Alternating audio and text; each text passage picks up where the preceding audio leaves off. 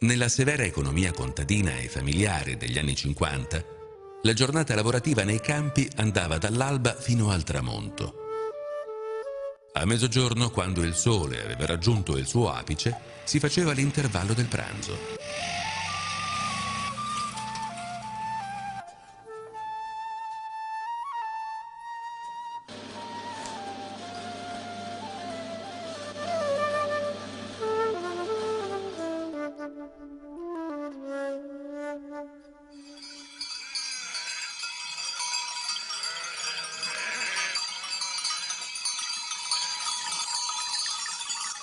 Noi sardi abbiamo il pregio di aver mantenuto e conservato la nostra identità culturale, che sistematicamente si rinnova nelle sagre, nelle feste patronali, nelle manifestazioni o mostre sulla cultura popolare.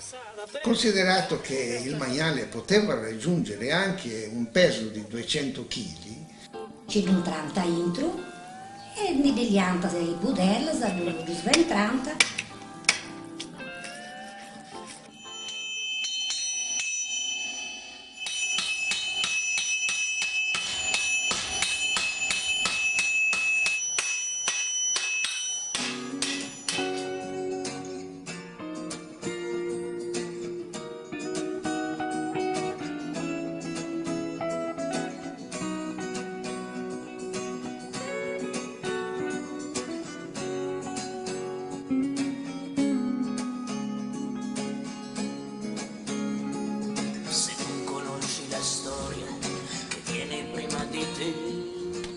Poi ha fatto su militare, quando si tornato verso su 46, ha venuto uno con patente che pure sta scuola agraria.